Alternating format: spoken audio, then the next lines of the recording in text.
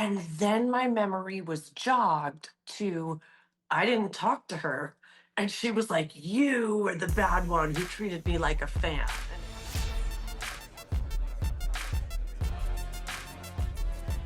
Hi and welcome to Film Talk. I'm Kjersti Flaa, and on my channel I talk about my good and bad experiences in Hollywood with celebrities and working as an entertainment reporter. I just learned that Justin Baldoni has filed a lawsuit against Blake Lively, Ryan Reynolds, and Leslie Sloan and her PR company worth $400 million. This is a kind of a crazy amount.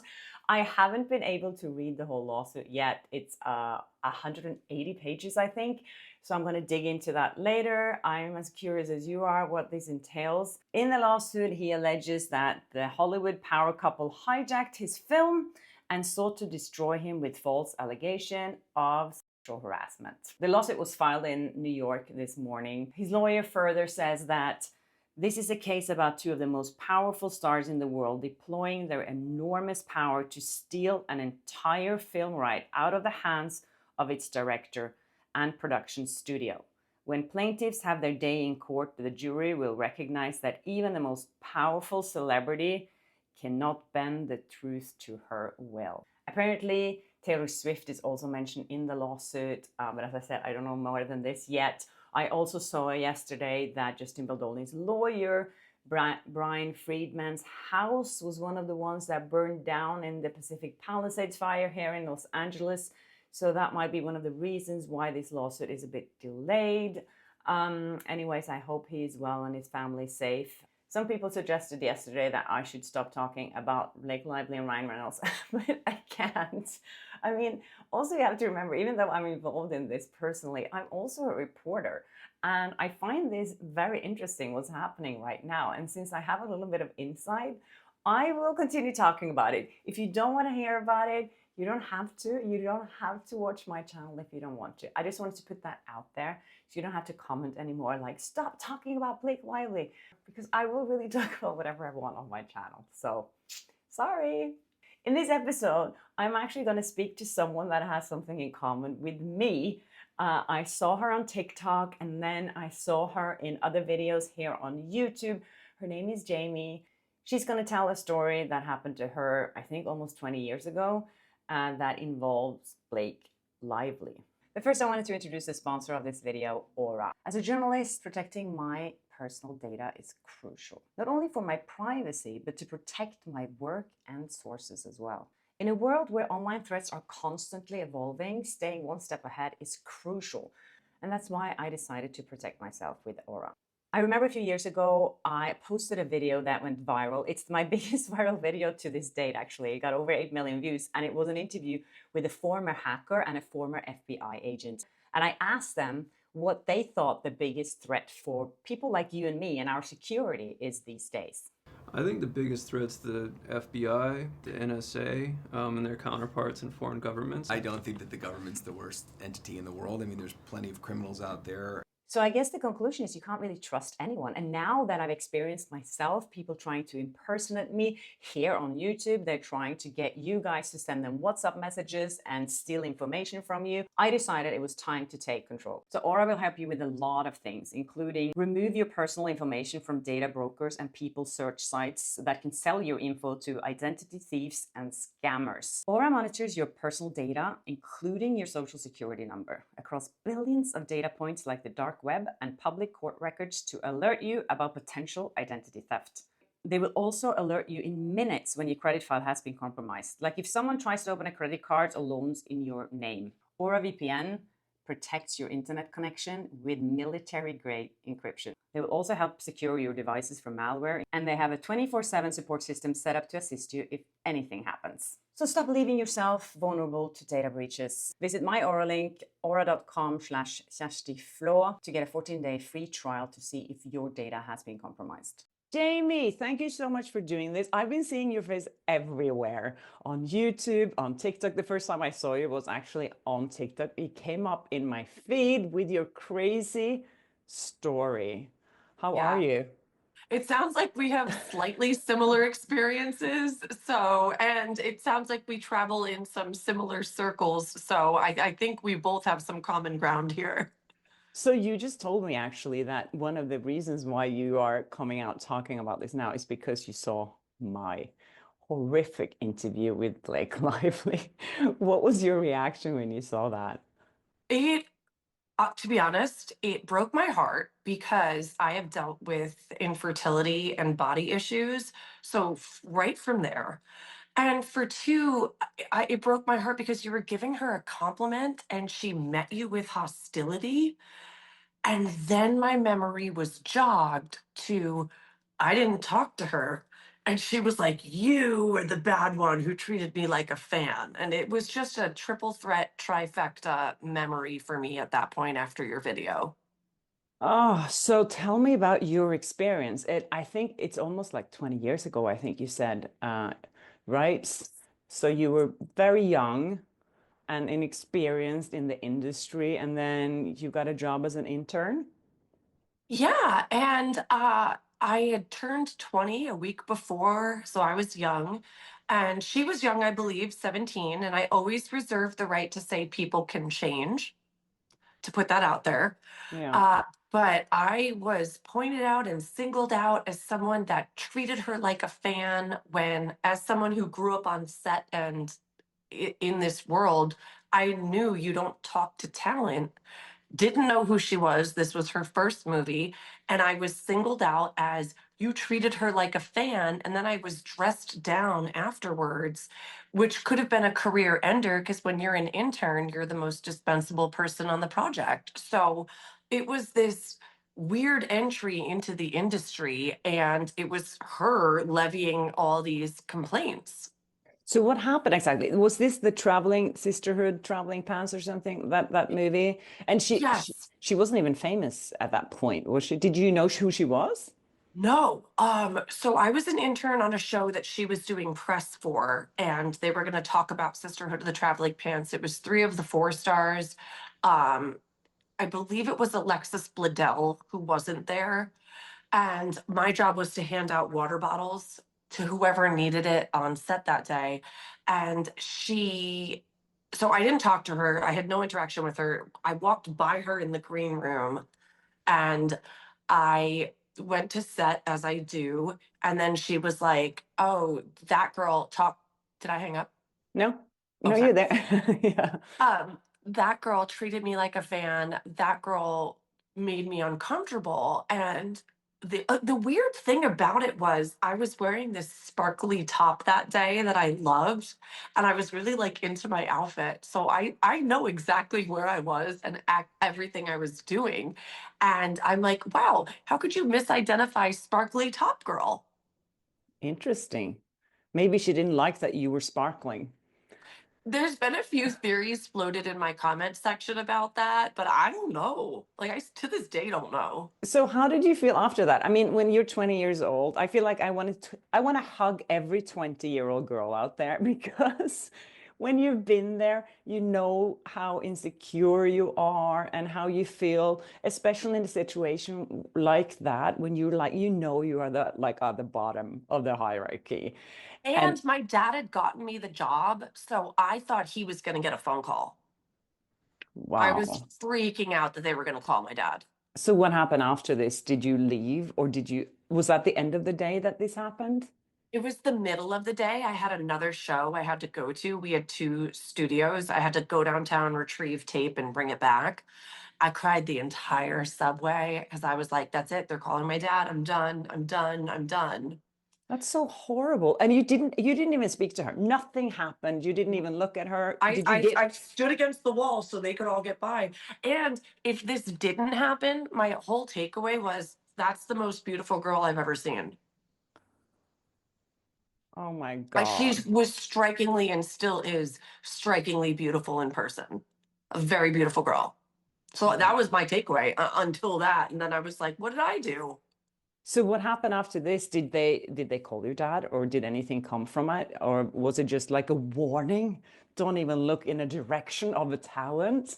They used it as that for all the interns, and that wound up being the end of it. And then years later, I witnessed other interns down the line doing various like not cool things.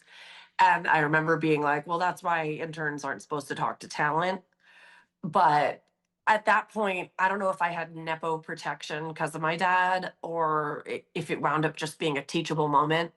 But I was the one that they, crucified.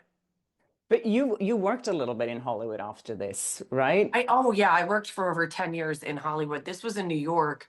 In Hollywood, I went on to have I think 12-year career. What did you do when you were here? I worked at CAA, I worked at Paradigm, I worked at Principato Young, which is now Artists First. I managed my daughter, who did a bunch of youth talent commercials. I was on Netflix with Carol Burnett. So I've done like So really. you've been on the inside of this as well. Oh yeah, and my sister did an indie and I did craft services just to help out. Like I've done literally anything you could do in Hollywood. But then, so you've experienced these kind of things. Have you experienced something like this since then, that people are behaving so badly?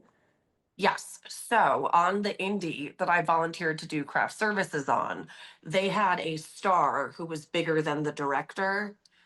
When that happens, the star sometimes pecks down and throws their weight around. Sometimes it helps the project. Maybe the star knows how a shot should go based on experience, but it it's a power imbalance for the director who's supposed to be the captain of the ship, and it really disrupts the flow of hierarchy, and sets are really a situation of hierarchy.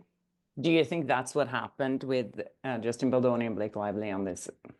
That is that is It's what I with think us. happened. Yeah, because you were talking, I saw in a TikTok video, you were talking about the hierarchy in Hollywood and how this works, and how you think if this, what Blake Lively is alleging happened, is really unlikely that it happened because she was on the top of this hierarchy, right? Isn't that something you were talking about? Yes, and her husband was present on set, and so that's just not usually a harassment environment. Like you're not going to harass someone whose husband's currently hovering. You're going to harass someone who's left alone, isolated, and weaker than you.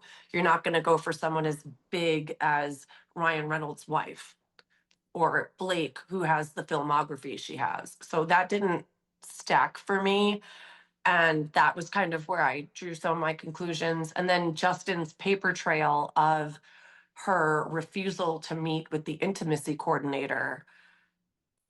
That's a big one. You keep Yeah. saying he's harassing you and taking liberties in intimate scenes, but the intimacy coordinator you're not meeting with. How do we make that add up? Yeah, I thought as well, I mean, we both met her. We both seen how she can be. For me, it's hard to believe that she wouldn't tell someone off if she was uncomfortable. Uh, And she has the financial leverage to walk. If she gets sued for breach of contract, okay, it's a couple $1,000s. You're so wealthy, pay for it if you're being harassed. yeah, I also saw someone talk about this on TikTok. She was a SAG member herself. And she said if something like this happens on a set, SAG takes this very seriously and will shut down the movie until things are resolved. And nothing like this happened on this set, as we know that, you And know, to speak from an agency perspective, I worked with a bunch of writers and directors. There were conflicts that would happen. And the first thing that would happen is the agent that I was working for would go to set. okay. So that's what would happen in this scenario, you think, that the agent Yes, if would. she's being harassed and saying I'm being harassed, her agent would be boots on the ground, monitoring the situation, possibly not even leaving for the duration of production. Her lawyers would have been there. It would have been manpower based on how high she is on the Hollywood food chain. And that, again, was not adding up to me. From a PR perspective, I don't know if you have an opinion about this, but how do you think that Blake Lively should have solved this issue with her? Because what happened after her disastrous press tour and my interview coming out is that her reputation was really tarnished. How would you suggest that someone would go about that? Did she do the right thing by suing him? Did she trying to blame him for it? What do you think? If you're asking me what would the PR strategy be prior to this, I have a different answer than what it would be in this moment today. So prior to this, what would you suggest? Prior to this, I wouldn't have shot the first shot. I would have actually let bygones be bygones. She opened up a mud fight, and now the water is muddy. I would have said, don't do this in the PR space. Today, I would say we have to mop up an oil spill, start donating to charities, and start doing videos of you doing civil service. Hmm. Do you think she can come back after this? And do you think Ryan Reynolds can come back? 100% they will be fine. I think who's not going to be fine will be Baldoni unless he wins. If he doesn't win, he's probably not going to work again. Um, if he does win, he's got a shot. CAA or UTA will probably snap him up, attach him to a big piece of talent. He'll go. Ryan and Blake, regardless of this, they're going to weather their shots. I mean, depending on how devastating this suit is, they're both going to be fine. Wow. Yeah. I mean, we've seen that before. I It's think the it food was, chain. I think when people are comparing this to Johnny Depp and Amber Heard, it's a different scenario because Completely. Johnny Depp was already tarnished before the lawsuit. And of course, that didn't help. Do you think he's going to go to court? Well, the New York Times one is definitely going to court. And it sounds like based on Baldoni's lawyer's claims on Fox News, they're suing regardless. If Reynolds and Lively are smart, they'll settle because they're not going to want this evidence to come forward. And also, I believe that there is speculation that Ryan scabbed. So that's a big deal, and that could get him kicked out of the guild. So that's really messy, and I wouldn't want that coming out in litigation if I'm them. No, you have to explain what scabbed means because I think people don't know what that is. Yes. So scabbing is when the writers are striking. If you're not in the WGA, which is the Writers Guild of America, and you render writing services while they're all striking and saying, we're not writing, we're not doing anything, you were like, oh, all right. That's called scabbing.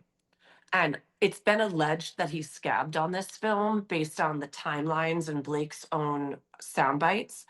If he did, that's actually like a really big deal. Wow. Okay, that's Yeah. going to be interesting. So And that could come out in the filings. well, we'll see. We have to read 180 pages today. Right. I So, think a lot of people are going to be subpoenaed too. so yeah. Wow. Okay. So, at the end here, I just wanted to ask you what kind of reactions you got when you published your experience, because a lot of people came after me and said, "Why did you wait so long?" So I'm guessing, why did you wait? You waited 20 years, even longer than me. So I didn't even wait. It just was pertinent. And at the top of my head in the moment, everyone's like, people said that. Why did you sit on this for 20 years? What was I going to tattle on her when she was on Gossip Girl? Like, who cares? I didn't yeah. even care. This was an in the moment perspective based on my experience and my experience. So that was why I just kind of made that video. I did not expect it to go viral. I do have all this experience. So it is a 360 perspective. I'm not just going, I don't like her. So that was that. But yeah, I did get that. Why did you wait? And people can change. And yes, you're absolutely right. People can change. I've changed. Yeah.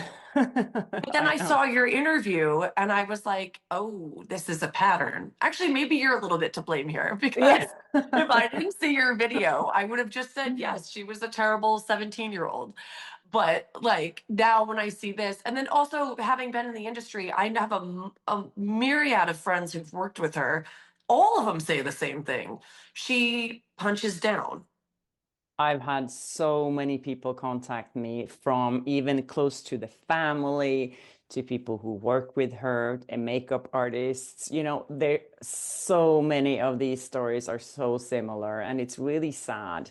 And But it's a pattern. And yeah, that's where I felt like comfortable kind of giving my hot take, where it's an established pattern at this point. I had two former bosses reach out who didn't want to obviously go on the record, and they were like, yup, that happened on this production. And I was like, then there we go. it's crazy to me. I just don't get it. Why don't you own up to your mistakes a little bit, and you can learn from it and move on? And Well, because I have a question for you as well. Has yeah, anyone reached out to you with negative things about Baldoni? no. And that's something that I thought about that a lot. I'm like, when something like this happened, usually other people will come forward. It's like, okay, oh, that happened to me too. That happened to me as well, and I've never heard anyone say anything bad about it. The only thing I've heard is that he's a bit eccentric. But I mean, Yes, I heard he's weird. yeah, That's it. but but I've never heard anyone say anything bad about him. And I've watched a lot of the interviews that he's done. He's very respectful, and he really lives for his work. So yeah, I think that's a red flag for me as well, that no one has come forward. And I don't think there's a lot of people who has come forward to support Blake Lively. And I think that's also like, why aren't more people supporting her if, And we're both people who talk to people who, whether they want to go on the record or not, we're still getting the gossip. yeah. And I'm like, no one, all they said is he's quirky. And you, like you said, he really believes in his projects. All I've heard about her is she punches down. And I'm like, I'm sorry. At this point, I actually do think I have a full coloration. Now, is the court of law going to be the court of law? You know how American law is, it's Yeah. unpredictable. But based on our experiences, I think we do have the accurate read here. Yeah. No, I've been saying here on my channel that I want to keep an open mind, and I do, but at this point, it is getting a As little women, we have challenging. to. Yeah, we do. Anyways, Jamie, it was so nice to talk to you. Thank you so much for coming on here on my show and being open about your story. And I think, like, all the feedback that I was getting after I published my interview was that a lot of women reached out to me and said, oh my God, I recognize that situation. Something similar happened to me. I was bullied. My kid's been bullied, keeping that conversation going. I think it's so important. And I think now you're also being a part of that, which is amazing. Well, thank you so much. And I just wish you continued success. Thank you so much to Jamie for doing this. And thank you guys for watching. And if you haven't subscribed yet, please do hit the notification button so you don't miss an episode of Flawsome Talk. And please keep commenting and engaging in this. I love reading your comments and your feedback. And if you have any questions for me, please don't hesitate to ask. And I'll see you in my next episode. Bye.